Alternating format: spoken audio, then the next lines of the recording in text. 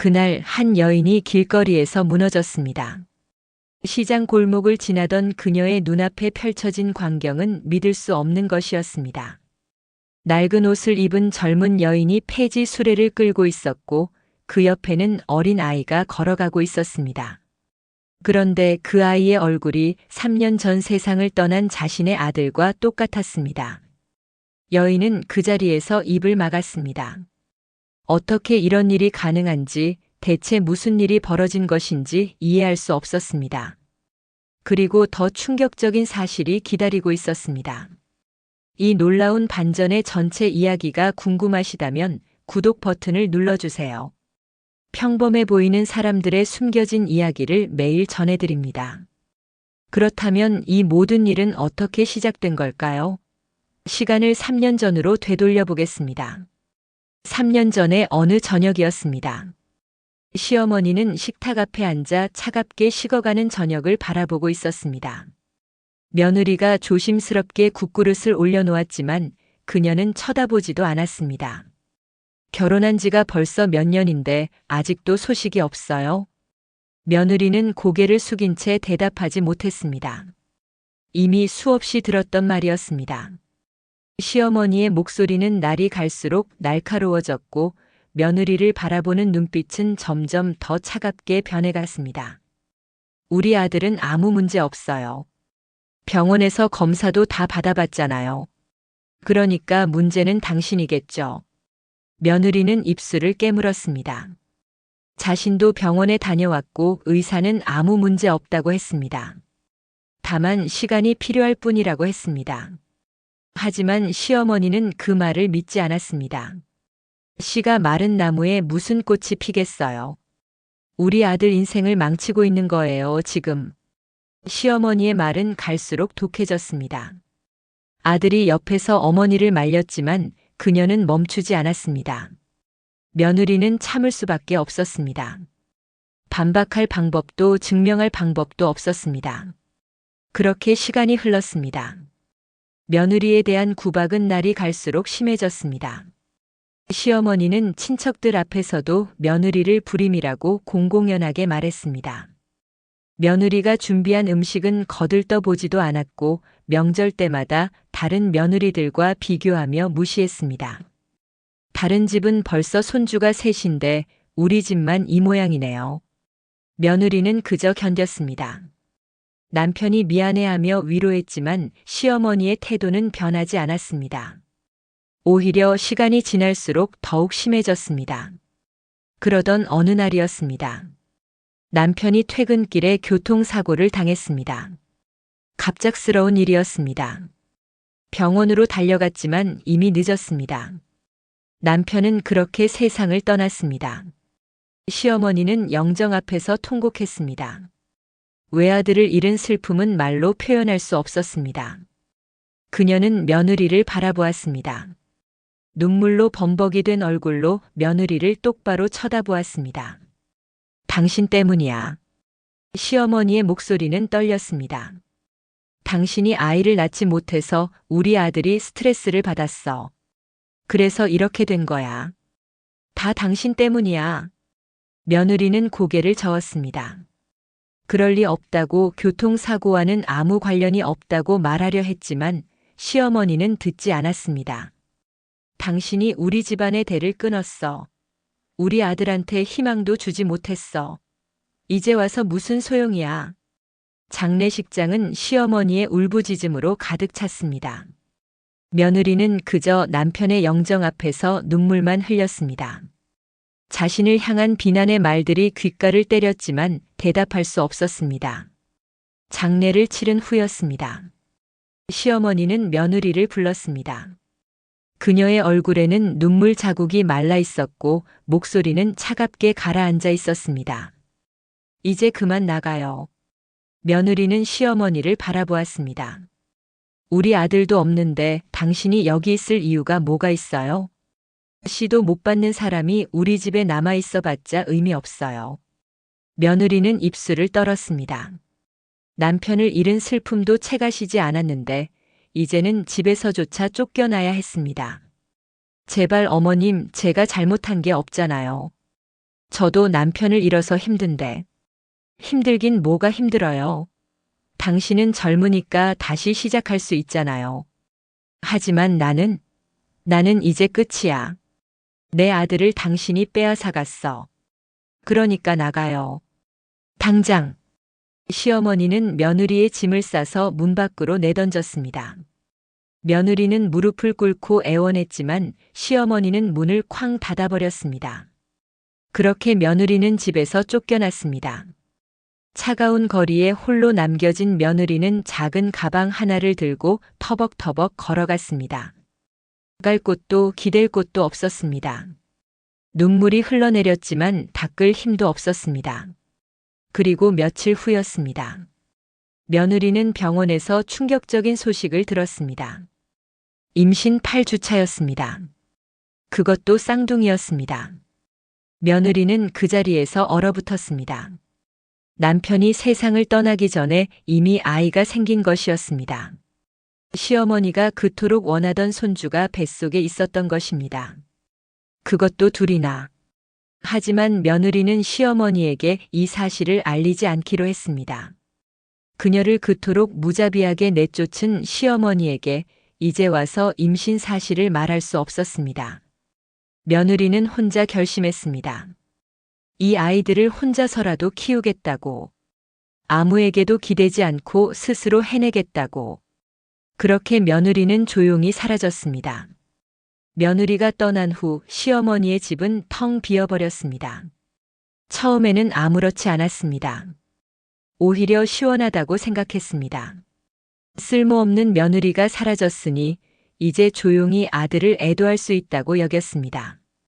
하지만 시간이 지나면서 달라졌습니다. 집은 너무 조용했습니다.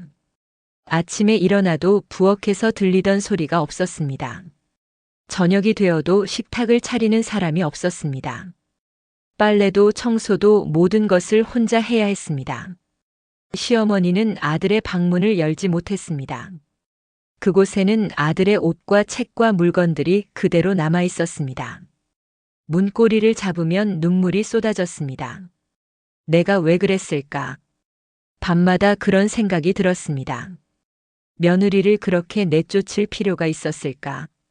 조금만 참고 함께 슬픔을 나눴다면 어땠을까? 그런 생각들이 머릿속을 맴돌았습니다. 하지만 이미 늦었습니다. 며느리는 어디로 갔는지 알 수 없었습니다. 연락할 방법도 없었습니다. 시어머니는 그저 후회만 했습니다. 한편 며느리는 전혀 다른 곳에서 새로운 삶을 시작하고 있었습니다. 작은 반지하 방 하나를 겨우 얻었습니다. 햇빛도 잘 들지 않는 좁은 방이었지만 며느리에게는 그것만으로도 감사했습니다. 임신한 몸으로 할 수 있는 일은 많지 않았습니다. 며느리는 낮에는 작은 식당에서 설거지를 했습니다. 배가 불러오면서 일하기 힘들어졌지만 멈출 수 없었습니다. 뱃속의 아이들을 위해서라도 돈을 벌어야 했습니다. 조금만 참아라, 엄마가 꼭 너희를 지켜줄게. 며느리는 배를 쓰다듬으며 속삭였습니다. 힘들고 외로웠지만 포기할 수 없었습니다. 이 아이들은 남편이 남긴 마지막 선물이었습니다. 그리고 드디어 출산의 날이 왔습니다. 병원에서 쌍둥이 아들을 낳았습니다. 두 아이는 건강하게 태어났습니다. 며느리는 아이들을 품에 안고 눈물을 흘렸습니다. 기쁨과 슬픔이 동시에 밀려왔습니다. 너희 아빠 닮았구나. 두 아이는 남편을 꼭 닮아 있었습니다. 눈매도 코도 입매도 남편과 똑같았습니다. 며느리는 아이들을 보며 남편을 떠올렸습니다. 그리고 다짐했습니다. 이 아이들만큼은 행복하게 키우겠다고. 하지만 현실은 녹록지 않았습니다. 쌍둥이를 키우는 일은 상상보다 훨씬 힘들었습니다. 밤낮 없이 우는 아이들을 달래고 기저귀를 갈고 분유를 먹이는 일이 반복되었습니다. 잠도 제대로 잘 수 없었습니다. 돈은 빠르게 바닥났습니다. 출산 비용과 생활비로 모아둔 돈이 다 떨어졌습니다. 며느리는 다시 일을 시작해야 했습니다. 아이들을 맡길 곳을 찾았지만 쌍둥이를 맡아줄 곳은 많지 않았습니다.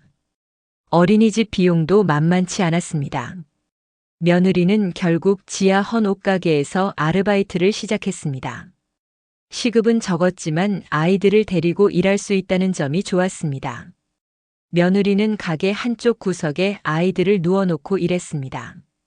손님이 오면 옷을 정리하고 아이들이 울면 달래주었습니다. 시간이 흘렀습니다. 아이들은 무럭무럭 자랐습니다. 걸음마를 시작하고 옹알이를 하고 엄마를 부르기 시작했습니다. 며느리는 아이들의 성장을 보며 힘을 얻었습니다. 하지만 생활은 점점 더 어려워졌습니다. 아이들이 자라면서 드는 비용도 늘어났습니다. 옷도 신발도 음식도 2배로 필요했습니다. 며느리는 낮에는 가게에서 일하고 밤에는 폐지를 주우러 다녔습니다. 엄마 배고파. 아이들이 말했습니다. 며느리는 아이들에게 먹을 것을 챙겨주고 자신은 라면으로 한 끼를 때웠습니다. 아이들만큼은 배고프지 않게 해주고 싶었습니다. 그렇게 3년이 흘렀습니다. 시어머니는 그동안 계속 혼자였습니다. 친척들이 가끔 들렀지만 오래 머물지 않았습니다. 모두 바쁜 일상으로 돌아갔고 시어머니는 다시 혼자 남았습니다. 건강도 나빠졌습니다. 밥맛이 없어 제대로 먹지 못했고 잠도 설쳤습니다. 병원에 가봤지만 의사는 스트레스 때문이라고 했습니다. 가족이 있으면 좋은데요. 혼자 사시면 우울증이 올 수 있어요. 의사의 말이 가슴에 박혔습니다. 가족이 있었습니다. 며느리가 있었습니다. 하지만 자신이 내쫓았습니다. 시어머니는 점점 더 후회했습니다. 며느리가 어디서 무엇을 하고 있는지 궁금했습니다. 잘 지내고 있는지 힘들지는 않은지 그런 생각들이 끊이지 않았습니다. 그때 그러지 말았어야 했는데 거울을 보면 늙어버린 자신의 얼굴이 보였습니다. 3년 사이에 머리는 하얗게 새었고 주름은 깊어졌습니다. 모든 것이 변했습니다. 어느 날이었습니다. 시어머니는 집에서 나와 시장을 걷고 있었습니다. 장을 보러 온 것도 아니었습니다. 그저 빈집에 혼자 있기 싫어서 밖으로 나온 것이었습니다. 시장은 사람들로 붐볐습니다. 상인들의 호객 소리와 사람들의 웃음소리가 들렸습니다. 시어머니는 그 속을 천천히 걸었습니다. 그때였습니다. 골목 저편에서 낡은 수레를 끄는 여인이 보였습니다. 구부정한 자세로 무거운 폐지 더미를 끌고 가는 모습이었습니다. 시어머니는 무심코 그쪽을 바라보았습니다. 그리고 그 순간 심장이 멎는 것 같았습니다. 수레를 끄는 여인의 옆 얼굴이 익숙했습니다. 아니, 너무나 잘 아는 얼굴이었습니다. 3년 전에 자신이 문 밖으로 내쫓았던 며느리였습니다. 시어머니는 그 자리에 얼어붙었습니다. 며느리는 3년 사이에 많이 변해 있었습니다. 얼굴은 야위었고 옷은 남루했으며 손은 거칠어 보였습니다.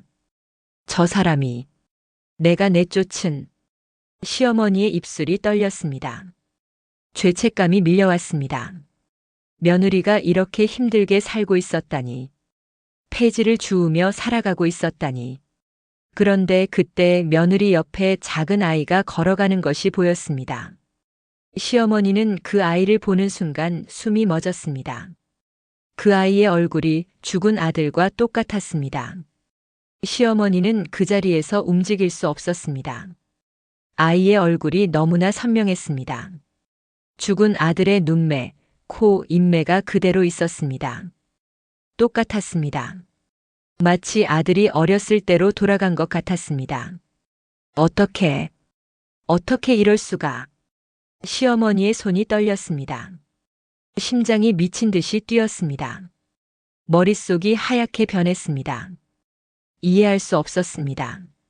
며느리를 내쫓을 때 그녀는 임신하지 않았습니다. 분명히 그랬습니다. 그런데 저 아이는 대체 누구란 말입니까? 시어머니는 다시 아이를 보았습니다. 나이는 2~3살쯤 되어 보였습니다. 계산해 보니 딱 맞았습니다. 3년 전에 며느리를 쫓아냈고 저 아이가 그 즈음에 태어났다면 설마 설마 그때 이미 시어머니의 입술이 바짝 말랐습니다. 며느리가 집을 떠날 때 이미 임신 중이었던 걸까요? 그렇다면 자신은 손주를 임신한 며느리를 쫓아낸 것이었습니까? 무릎에 힘이 풀렸습니다. 가슴이 무너지는 것 같았습니다. 며느리는 시어머니를 알아채지 못한 채 폐지 수레를 끌고 갔습니다. 아이는 어머니 옆에서 작은 걸음으로 따라갔습니다. 낡은 운동화를 신고 낡은 옷을 입고 그렇게 걸어갔습니다. 시어머니는 그들을 따라갔습니다. 멀찍이 떨어져서 들키지 않게 조심하며 따라갔습니다. 발걸음은 무겁고 떨렸지만 멈출 수 없었습니다. 며느리는 골목골목을 다니며 폐지를 모았습니다. 버려진 박스를 펴서 수레에 실었고 비닐을 주워 담았습니다. 허리를 굽히고 일어서고 다시 굽히는 일을 반복했습니다. 아이는 어머니 곁을 떠나지 않았습니다. 가끔 어머니가 무거운 짐을 들 때면 작은 손으로 밀어주려 했습니다. 힘이 되지 않았지만 그 모습이 애처로웠습니다. 엄마 힘들어? 아이가 물었습니다. 아니야, 괜찮아. 우리 아가가 있어서 엄마는 안 힘들어. 며느리가 웃으며 대답했습니다. 하지만 그 웃음은 쓸쓸해 보였습니다. 시어머니는 멀리서 그 모습을 보며 가슴이 찢어지는 것 같았습니다. 며느리는 1시간 넘게 폐지를 모았습니다. 수레가 가득 차자 폐지 수거장으로 향했습니다. 아이는 지친 듯 했지만 끝까지 어머니를 따라갔습니다. 오늘은 얼마 나왔어요? 수거장 주인이 물었습니다. 2,500원이네요. 며느리는 돈을 받아 주머니에 넣었습니다. 2,500원. 몇 시간을 고생해서 받은 돈이 고작 그것이었습니다. 시어머니는 멀리서 그 장면을 보며 눈물이 흘렀습니다. 며느리가 이렇게 살고 있었다니. 자신이 내쫓은 며느리가 손주를 데리고 이렇게 비참하게 살고 있었다니. 며느리는 아이의 손을 잡고 작은 슈퍼로 들어갔습니다. 우유와 빵을 샀습니다. 계산대에서 돈을 꺼낼 때 동전을 하나하나 세는 모습이 보였습니다. 엄마, 나는 우유만 있으면 돼. 아이가 말했습니다. 아니야, 빵도 먹어야지. 우리 아가 배고프잖아. 며느리는 아이에게 빵을 쥐어주었습니다. 아이는 빵을 조금씩 뜯어 먹으며 웃었습니다. 며느리는 그 모습을 보며 미소 지었지만 자신은 아무것도 사지 않았습니다. 시어머니는 그 모습을 보며 주먹을 쥐었습니다. 손톱이 손바닥에 박혔지만 아프지 않았습니다. 마음이 더 아팠습니다. 며느리는 좁은 골목으로 들어갔습니다. 시어머니는 조심스럽게 따라갔습니다. 며느리가 멈춘 곳은 낡은 건물에 반지하였습니다. 녹슨 철문을 열고 계단을 내려가는 며느리의 뒷모습이 보였습니다. 아이는 어머니의 손을 꼭 잡고 따라 들어갔습니다. 문이 닫혔습니다. 시어머니는 그 앞에 서서 한참을 바라보았습니다. 저곳이 며느리가 사는 곳이었습니다. 햇빛도 잘 들지 않는 어둡고 습한 반지하. 그곳에서 며느리와 손주가 살고 있었습니다. 내가 이렇게 만들었구나. 시어머니는 그 자리에 주저앉았습니다. 눈물이 멈추지 않았습니다. 후회가 밀려왔습니다. 돌이킬 수 없는 일을 저질렀다는 사실이 가슴을 짓눌렀습니다. 집으로 돌아온 시어머니는 잠을 이룰 수 없었습니다. 며느리의 얼굴과 아이의 얼굴이 계속 떠올랐습니다. 특히 그 아이의 얼굴. 아들과 똑 닮은 그 얼굴이 눈에 밟혔습니다. 내 손주. 내가 모르는 사이에 손주가 있었어. 시어머니는 이불을 뒤집어 쓰고 울었습니다. 3년 동안 외로워했던 자신. 대가 끊겼다고 슬퍼했던 자신. 하지만 손주는 이미 있었습니다. 자신이 쫓아낸 며느리의 뱃속에 있었습니다. 며칠이 지났습니다. 시어머니는 며느리를 찾아가지 못했습니다. 무슨 얼굴로 나타나야 할지 몰랐습니다. 사과를 한들 용서받을 수 있을까요?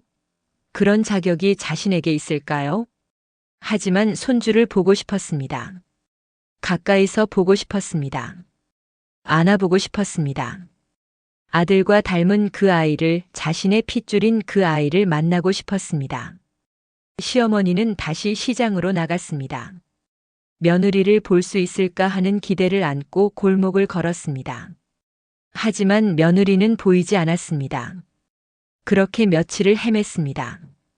그러던 어느 날 오후였습니다. 시어머니는 작은 공원 벤치에 앉아 있었습니다. 지친 몸을 쉬고 있을 때 익숙한 목소리가 들렸습니다. 천천히 가, 넘어지면 안 돼. 며느리의 목소리였습니다. 시어머니는 고개를 돌렸습니다. 며느리가 아이와 함께 공원으로 들어오고 있었습니다. 아이는 작은 공을 가지고 뛰어다녔습니다. 시어머니는 숨을 죽였습니다. 벤치 뒤로 몸을 숨겼습니다. 들키고 싶지 않았습니다. 아직 준비가 되지 않았습니다. 며느리는 벤치에 앉았습니다. 시어머니가 숨은 곳에서 불과 몇 미터 떨어진 곳이었습니다. 아이는 공원을 뛰어다니며 놀았습니다. 형아, 같이 놀자. 아이가 소리쳤습니다. 시어머니는 깜짝 놀랐습니다. 형아? 누구를 부르는 걸까요? 그때 공원 화장실 쪽에서 또 다른 아이가 뛰어나왔습니다. 시어머니는 그 아이를 보는 순간 숨이 멎었습니다. 똑같은 얼굴이었습니다. 아까 본 아이와 똑같은 얼굴. 죽은 아들과 똑 닮은 얼굴을 한 아이가 하나 더 있었습니다. 쌍둥이였습니다. 시어머니는 그 자리에서 일어설 수 없었습니다. 두 아이가 함께 뛰어놀고 있었습니다. 똑같은 얼굴, 똑같은 키, 똑같은 움직임. 완벽하게 닮은 쌍둥이였습니다. 그리고 둘 다 죽은 아들의 모습을 그대로 간직하고 있었습니다. 시어머니의 손이 떨렸습니다. 입술이 바짝 말랐습니다. 눈물이 쏟아져 내렸습니다. 쌍둥이. 손주가 둘이나. 며느리가 집에서 쫓겨날 때 이미 임신 중이었다는 사실. 그것도 쌍둥이를 임신하고 있었다는 사실. 모든 것이 명확해졌습니다. 자신이 무슨 짓을 했는지 이제야 깨달았습니다. 때를 이을 손주가 없다고 슬퍼했던 자신. 하지만 손주는 있었습니다. 그것도 둘이나 있었습니다. 자신이 며느리를 내쫓지만 않았다면 이 아이들과 함께 행복하게 살 수 있었을 것입니다. 시어머니는 벤치 뒤에서 몸을 떨었습니다. 가슴이 찢어지는 것 같았습니다. 숨을 쉴 수 없을 만큼 괴로웠습니다. 두 아이는 공원을 뛰어다니며 웃었습니다. 천진난만한 웃음소리가 시어머니의 귓가에 들렸습니다. 그 웃음소리가 오히려 더 고통스러웠습니다. 얘들아, 이제 집 가자. 해지기 전에 가야지. 며느리가 아이들을 불렀습니다. 아이들은 아쉬워하며 어머니에게 달려왔습니다. 며느리는 두 아이의 손을 하나씩 잡았습니다. 시어머니는 그 모습을 보며 일어섰습니다. 더 이상 숨어 있을 수 없었습니다. 이대로 보내면 안 된다는 생각이 들었습니다. 용기를 내야 했습니다. 저기요. 시어머니는 떨리는 목소리로 며느리를 불렀습니다. 며느리가 돌아봤습니다. 그리고 시어머니를 보는 순간 얼굴이 굳어졌습니다. 손에서 힘이 빠졌습니다. 아이들의 손을 더 꽉 쥐었습니다. 어머님? 며느리의 목소리가 떨렸습니다. 믿을 수 없다는 표정이었습니다. 3년 만에 마주친 시어머니. 자신을 그토록 무자비하게 내쫓았던 시어머니. 시어머니는 며느리에게 다가갔습니다. 다리가 후들거렸지만 걸어갔습니다. 며느리는 본능적으로 아이들을 자신의 뒤로 숨겼습니다. 어머님은 왜 여기? 나는. 시어머니는 말을 잇지 못했습니다. 무슨 말을 해야 할지 몰랐습니다. 어디서부터 시작해야 할지 알 수 없었습니다. 그때 쌍둥이 중 한 명이 며느리 뒤에서 고개를 내밀었습니다. 호기심 어린 눈으로 시어머니를 바라보았습니다. 순간 시어머니와 아이의 눈이 마주쳤습니다. 시어머니는 그 순간 무너졌습니다. 으악! 시어머니는 그 자리에 무릎을 꿇었습니다. 두 손으로 얼굴을 감쌌습니다. 울음이 터져 나왔습니다. 참았던 모든 것이 한꺼번에 쏟아져 나왔습니다. 미안해. 미안해. 정말 미안해. 시어머니는 땅에 이마를 찌을 듯 고개를 숙였습니다. 눈물이 땅바닥에 떨어졌습니다. 몸 전체가 흔들렸습니다. 내가 무슨 짓을 한 거야. 내 손주들을. 며느리는 그 모습을 보며 입술을 깨물었습니다. 가슴이 복잡했습니다. 분노와 슬픔과 원망이 뒤섞였습니다. 하지만 동시에 시어머니의 처절한 울음에 마음 한구석이 아팠습니다. 주변 사람들이 모여들기 시작했습니다. 공원에 있던 사람들이 무슨 일인가 싶어 쳐다보았습니다. 저게 무슨 일이야? 할머니가 왜 저러시지? 사람들이 웅성거렸습니다. 시어머니는 며느리를 올려다보았습니다. 눈물과 콧물로 범벅이 된 얼굴로 며느리를 바라보았습니다. 용서해줘. 제발 용서해줘. 내가 미쳤었어. 내가 정말 잘못했어. 며느리는 아무 말도 하지 못했습니다. 목이 메었습니다. 너를 내쫓았을 때, 너한테 그렇게 못되게 굴었을 때, 나는 정말 잘못 생각했어. 나는 미친 사람이었어. 시어머니는 계속 울었습니다. 이 아이들이, 내 손주들이 이렇게 있었는데, 나는 몰랐어. 나는 정말 몰랐어. 만약 알았다면, 만약 조금이라도 알았다면. 시어머니는 말을 잇지 못하고 다시 땅에 엎드렸습니다. 어깨가 격렬하게 흔들렸습니다. 한 할머니가 며느리에게 다가왔습니다. 아가씨, 무슨 일이에요? 저 어르신이 왜 저러시는 거예요? 며느리는 고개를 숙였습니다. 대답할 수 없었습니다. 시어머니가 대신 말했습니다. 제가 잘못했어요. 제가 며느리를 내쫓았어요. 손주를 임신한 며느리를 아무것도 모르고 쫓아냈어요. 주변 사람들이 술렁였습니다. 뭐라고요? 임신한 며느리를? 그게 무슨? 한 아주머니가 혀를 찼습니다. 어머, 이런 일이 어디 있어요? 며느리를 그렇게 내쫓으면 어떡해요? 그것도 임신한 며느리를. 세상에. 사람들의 질책이 쏟아졌습니다. 시어머니는 고개를 들지 못했습니다. 모든 비난을 받아들였습니다. 당연한 일이었습니다. 한 할아버지가 며느리를 보며 안타까운 표정을 지었습니다. 아가씨, 많이 힘드셨겠어요. 혼자서 쌍둥이를 키우다니. 며느리는 눈물을 닦았습니다. 쌍둥이 중 한 명이 시어머니에게 다가갔습니다. 아이는 울고 있는 시어머니를 보며 고개를 갸웃거렸습니다. 할머니, 왜 울어? 아이의 작은 손이 시어머니의 팔을 건드렸습니다. 시어머니는 그 순간 더욱 격렬하게 울었습니다. 아이의 따뜻한 손길이 가슴을 찔렀습니다. 이렇게 순수한 아이들을, 자신의 핏줄인 이 아이들을 모른 채 살아왔다니. 할머니가 잘못했어. 할머니가 너희 엄마한테 너무 못되게 굴었어. 아이는 이해하지 못하는 표정으로 시어머니를 바라보았습니다. 그리고 자기 손수건을 꺼내 시어머니에게 건넸습니다. 할머니, 이거로 닦아.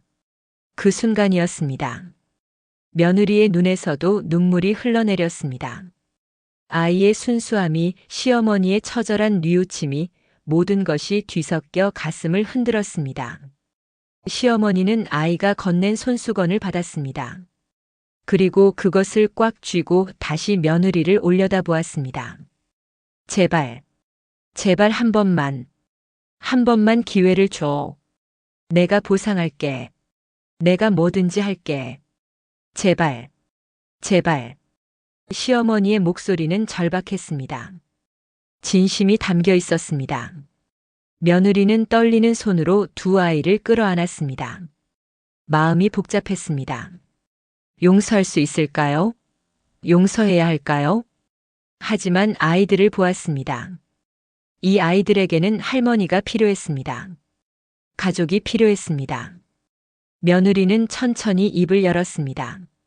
며느리는 한참을 말없이 서 있었습니다. 시어머니는 여전히 무릎을 꿇은 채 며느리를 올려다보고 있었습니다. 주변 사람들도 숨을 죽이고 지켜보았습니다. 쌍둥이는 어머니의 옷자락을 붙잡고 서 있었습니다. 어머님, 며느리의 목소리가 떨렸습니다. 3년 동안 정말 힘들었어요. 며느리의 눈에서 눈물이 흘러내렸습니다. 배를 안고 길거리에 나앉았을 때 정말 죽고 싶었어요.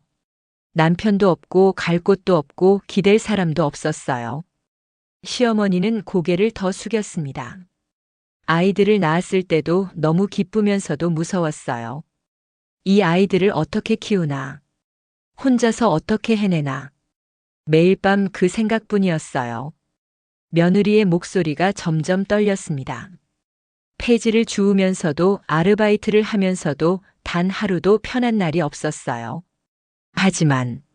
하지만 이 아이들 때문에 버텼어요. 이 아이들이 있어서 포기하지 않았어요. 시어머니는 소리내어 울었습니다. 며느리는 깊은 숨을 들이쉬었습니다. 어머님이 저한테 한 말들, 저한테 한 행동들 다 기억해요. 잊을 수가 없어요. 시어머니의 어깨가 떨렸습니다. 하지만 며느리는 두 아이를 내려다보았습니다. 아이들은 순수한 눈으로 어머니를 바라보고 있었습니다. 이 아이들한테는 할머니가 필요해요. 가족이 필요해요. 며느리는 천천히 시어머니에게 다가갔습니다. 그리고 조심스럽게 시어머니의 팔을 잡았습니다. 일어나세요, 어머님. 시어머니는 믿을 수 없다는 표정으로 며느리를 올려다보았습니다. 정말 괜찮은 거야? 괜찮지 않아요. 아직은 많이 괜찮지 않아요. 며느리는 솔직하게 말했습니다. 하지만 시간이 필요해요. 어머님도 저도 이 아이들도 다 같이 시간이 필요해요. 시어머니는 며느리의 손을 붙잡았습니다. 고마워. 정말 고마워. 내가 꼭 보상할게. 내가 뭐든지 할게. 주변 사람들이 안도의 한숨을 쉬었습니다. 잘 됐네요. 다행이에요. 며느리가 착하네. 저런 상황에서 용서하다니. 사람들의 속삭임이 들렸습니다. 시어머니는 며느리의 부축을 받으며 일어났습니다. 다리에 힘이 없었지만 간신히 일어섰습니다. 그리고 쌍둥이를 바라보았습니다. 아이들은 시어머니를 조심스럽게 쳐다보고 있었습니다. 얘들아. 시어머니는 무릎을 굽혔습니다. 아이들과 눈높이를 맞췄습니다. 할머니야. 너희 할머니. 너희 아빠의 엄마야. 쌍둥이 중 한 명이 고개를 갸웃거렸습니다. 아빠. 우리 아빠는 하늘나라에 있어. 아이의 말에 시어머니는 다시 눈물을 흘렸습니다. 그래, 맞아. 너희 아빠는 하늘나라에 있어. 하지만 할머니가 있잖아. 이제 할머니가 너희를 지켜줄게. 다른 쌍둥이가 물었습니다. 할머니도 우리랑 같이 살아? 시어머니는 며느리를 올려다보았습니다. 며느리는 잠시 망설이다가 고개를 끄덕였습니다. 그건 천천히 생각해봐요. 아직은 서로 적응할 시간이 필요해요. 시어머니는 알겠다며 고개를 끄덕였습니다. 너무 급하게 굴면 안 된다는 것을 알았습니다. 일단 밥이라도 먹자. 내가 살게. 아이들도 배고플 텐데. 며느리는 거절하려 했지만 아이들이 먼저 대답했습니다. 좋아. 밥 먹고 싶어. 며느리는 쓴웃음을 지었습니다. 아이들에게는 모든 것이 단순했습니다. 시어머니는 근처 식당으로 일행을 안내했습니다. 작지만 깨끗한 한식당이었습니다. 시어머니는 여러 메뉴를 주문했습니다. 아이들이 좋아할 만한 음식들을 골랐습니다. 많이 먹어, 많이. 시어머니는 아이들의 밥그릇에 반찬을 계속 올려주었습니다. 쌍둥이는 신기한 듯 시어머니를 바라보며 밥을 먹었습니다. 며느리는 그 모습을 보며 복잡한 표정을 지었습니다. 3년 전에 이런 모습을 보았다면 얼마나 좋았을까. 하지만 지나간 일이었습니다. 그동안 정말 어떻게 살았어? 시어머니가 조심스럽게 물었습니다. 며느리는 잠시 말을 아꼈다가 천천히 입을 열었습니다. 처음에는 찜질방에서 잤어요. 며칠 동안. 그러다가 일용직 일을 해서 돈을 모아 반지하 방을 얻었어요. 시어머니는 숨을 죽였습니다. 임신한 몸으로 설거지 일을 했어요. 식당에서. 배가 불러와서 힘들었지만 그래도 일했어요. 돈이 필요했으니까요. 미안해. 정말 미안해. 아이들을 낳고 나서는 더 힘들었어요. 어린이집에 보낼 돈이 없어서 아이들을 데리고 일해야 했어요. 헌옷 가게에서 일했어요. 한쪽에 아이들을 누워놓고 며느리의 목소리는 담담했지만 그 안에 담긴 고통은 명확했습니다. 밤에는 폐지를 주었어요. 아이들이 자고 나면 수레를 끌고 나갔어요. 그렇게라도 해야 생활비를 벌 수 있었으니까요. 시어머니는 고개를 떨구었습니다. 자신이 며느리를 그런 삶으로 내몰았습니다. 아이들이 아플 때가 제일 무서웠어요. 병원비가 없었거든요. 한 번은 둘째가 열이 너무 많이 나서 응급실에 갔어요. 그날 번 돈을 다 쓰고도 모자라서 빚을 졌어요. 시어머니의 눈에서 눈물이 떨어졌습니다. 이제는 그렇게 살지 않아도 돼. 시어머니가 말했습니다. 내가 있어. 이제는 내가 도와줄게. 아이들도 너도 내가 책임질게. 며느리는 대답하지 않았습니다. 믿기 어려웠습니다. 하지만 시어머니의 눈빛은 진지했습니다. 식사를 마친 후 시어머니는 며느리에게 말했습니다. 우리 집으로 가자. 아니, 가서 보기만 해. 아이들 놀이터도 있고 방도 넓어. 너희가 살기 좋을 거야. 며느리는 망설였습니다. 어머님, 아직은. 알아. 당장 이사하라는 게 아니야. 그냥 한 번만 보자. 응? 쌍둥이가 말했습니다. 엄마, 가보자. 놀이터 있대. 며느리는 아이들을 보며 한숨을 쉬었습니다. 그리고 고개를 끄덕였습니다. 시어머니의 집은 며느리가 떠났던 그곳이었습니다. 3년 만에 다시 본 집은 예전 그대로였습니다. 하지만 느낌은 달랐습니다. 시어머니는 집안을 안내했습니다.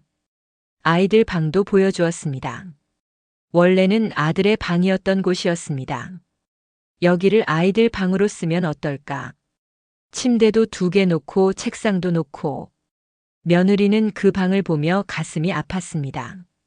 남편의 흔적이 아직 남아 있었습니다. 생각해 볼게요. 며느리는 짧게 대답했습니다. 시어머니는 알겠다며 고개를 끄덕였습니다. 며느리는 며칠 동안 고민했습니다. 반지하 방에 혼자 앉아 아이들이 자는 모습을 보며 생각했습니다. 시어머니의 집으로 가야 할까요? 아니면 지금처럼 살아야 할까요? 하지만 답은 이미 정해져 있었습니다. 아이들이 더 나은 환경에서 자랄 수 있다면 며느리는 자신의 감정을 내려놓을 수 있었습니다. 이미 3년 동안 혼자 버텨왔습니다. 조금 더 참을 수 있었습니다. 며칠 후 며느리는 시어머니에게 전화를 걸었습니다. 어머님, 이사하겠어요. 시어머니는 전화기 너머로 울음을 터뜨렸습니다. 정말이야? 고마워. 정말 고마워. 이사날 시어머니는 일찍부터 집을 정리했습니다. 아이들 방에 새 침대 2개를 들여놓았고 장난감도 가득 준비했습니다. 옷장에는 새 옷들을 가득 채워놓았습니다. 며느리가 짐을 들고 도착했을 때 시어머니는 대문 앞에서 기다리고 있었습니다. 어서 와. 힘들었지? 며느리는 작게 고개를 끄덕였습니다. 쌍둥이는 신기한 듯 집안을 둘러보았습니다. 와, 여기 진짜 커. 엄마, 여기가 우리 집이야? 아이들의 밝은 목소리가 집안을 채웠습니다. 시어머니는 그 소리를 들으며 눈물을 닦았습니다. 집이 다시 살아났습니다. 시어머니는 며느리가 편하게 지낼 수 있도록 최선을 다했습니다. 아침에 일찍 일어나 식사를 준비했고 아이들이 유치원에 갈 때면 직접 데려다 주었습니다. 너는 쉬어. 그동안 너무 고생했잖아. 시어머니는 며느리가 집안일을 하려 하면 말렸습니다. 모든 것을 자신이 했습니다. 속죄하는 마음이었습니다. 며느리는 처음에는 불편했습니다. 시어머니의 얼굴을 마주할 때마다 과거의 기억이 떠올랐습니다. 하지만 시간이 지나면서 조금씩 마음이 풀렸습니다. 시어머니가 진심으로 변했다는 것을 느낄 수 있었습니다. 한 달쯤 지났을 때였습니다. 시어머니는 며느리를 불렀습니다. 서류 뭉치를 꺼내 며느리 앞에 놓았습니다. 이게 뭐예요? 진명의 이전 서류야. 그리고 내 통장도. 며느리는 깜짝 놀랐습니다. 어머님, 이건. 들어봐. 나는 이제 늙었어. 언제까지 살지도 모르고. 이 집도 내 재산도 다 너희들 거야. 원래 그래야 했던 거야. 하지만 어머님. 아니야. 이건 내가 해야 할 일이야. 내가 너한테 빚진 거야. 시어머니는 며느리의 손을 잡았습니다.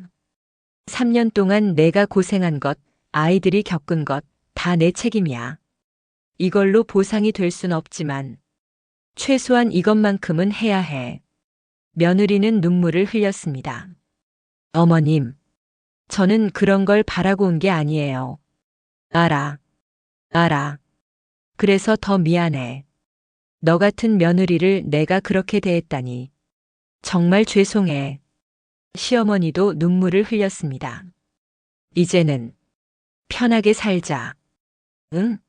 아이들도 편하게 키우고 우리 다 같이 행복하게 살자.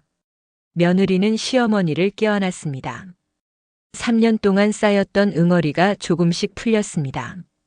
그날 이후 집안의 분위기가 완전히 달라졌습니다. 시어머니는 손주들과 놀아주며 행복한 시간을 보냈습니다. 공원에 나가 그네를 밀어주고 책을 읽어주고 맛있는 음식을 해주었습니다. 할머니, 이거 봐.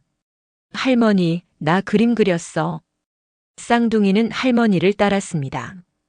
시어머니는 손주들의 모든 것을 소중하게 받아들였습니다. 며느리도 변했습니다. 더 이상 폐지를 주우러 나가지 않았습니다. 아르바이트도 그만두었습니다. 시어머니가 경제적인 부분을 모두 책임졌고 며느리는 아이들을 키우는 일에만 집중할 수 있었습니다. 엄마, 오늘 유치원에서 칭찬받았어. 정말? 우리 아들 최고다. 며느리의 얼굴에 웃음이 돌아왔습니다. 3년 만에 처음으로 여유가 생겼습니다. 어느 날 저녁이었습니다. 식탁에 4사람이 둘러앉아 저녁을 먹었습니다. 시어머니가 준비한 음식들이 가득했고 아이들은 신나게 밥을 먹었습니다. 할머니, 맛있어. 그래. 더 먹을래? 응. 시어머니는 아이들의 밥그릇을 채워주며 웃었습니다. 며느리도 그 모습을 보며 미소 지었습니다. 어머님. 며느리가 조용히 말했습니다. 응? 감사해요. 정말로. 시어머니는 고개를 저었습니다. 내가 더 감사하지. 이렇게 기회를 줘서. 2사람은 눈을 마주보며 웃었습니다. 더 이상 말이 필요 없었습니다. 시간이 흘렀습니다. 쌍둥이는 무럭무럭 자랐습니다. 유치원에서 친구들도 사귀었고 밝게 웃으며 뛰어놀았습니다. 더 이상 낡은 옷을 입지 않았고 배고프지 않았습니다. 며느리는 다시 대학에 등록했습니다. 시어머니가 아이들을 돌봐주었기 때문에 가능한 일이었습니다. 며느리는 공부하며 새로운 미래를 준비했습니다. 시어머니는 건강도 좋아졌습니다. 손주들과 함께 시간을 보내며 생기를 되찾았습니다. 더 이상 외롭지 않았습니다. 어느 일요일 오후였습니다. 4사람은 공원에 나들이를 갔습니다. 쌍둥이는 자전거를 타며 놀았고 시어머니와 며느리는 벤치에 앉아 그 모습을 지켜보았습니다. 저 아이들 아빠가 봤으면 좋았을 텐데. 시어머니가 말했습니다. 그래요. 분명히 하늘에서 보고 있을 거예요. 며느리가 대답했습니다. 우리가 이렇게 행복하게 사는 모습을, 아이들이 건강하게 자라는 모습을. 시어머니는 고개를 끄덕였습니다. 아들아, 미안하다. 내 아내를 내가 제대로 지켜주지 못했어. 하지만 이제는 달라졌어. 이제는 내가 잘할게. 시어머니는 속으로 남편에게 말했습니다. 쌍둥이가 달려왔습니다. 할머니, 엄마, 우리 아이스크림 먹으러 가요. 그래, 가자. 네 사람은 손을 잡고 아이스크림 가게로 향했습니다. 햇살이 따뜻했고 바람이 시원했습니다. 이제 이들에게는 평화로운 일상이 있었습니다. 과거의 아픔은 완전히 사라지지 않았지만 새로운 시작이 있었습니다. 시어머니는 후회했던 과거를 바로잡았고 며느리는 힘겨웠던 3년을 이겨냈습니다. 그리고 쌍둥이는 사랑받으며 자랄 수 있게 되었습니다. 권선징악은 반드시 실현됩니다. 잘못을 뉘우치고 바로잡으려는 사람에게는 용서가 따릅니다. 그리고 힘들어도 끝까지 버틴 사람에게는 행복이 찾아옵니다. 이것이 이들의 이야기였습니다. 폐지를 줍던 며느리는 이제 대학생이 되었고 외로웠던 시어머니는 행복한 할머니가 되었습니다. 그리고 쌍둥이 손주들은 사랑 가득한 집에서 자라고 있습니다. 모두가 제자리를 찾았습니다. 당신의 구독과 좋아요가 이런 이야기를 더 많은 사람들에게 전하는 힘이 됩니다. 다음에도 감동적인 이야기로 찾아뵙겠습니다. 감사합니다.